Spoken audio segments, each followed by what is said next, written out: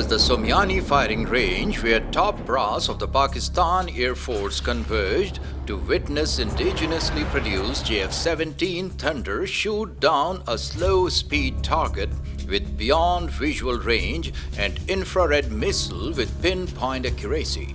Commenting on this landmark occasion, Chief of the Air Staff Air Chief Marshal Sohail Aman held that the successful testing of these sophisticated weapons is a testimony of the JF-17 Thunder's multi-role capabilities.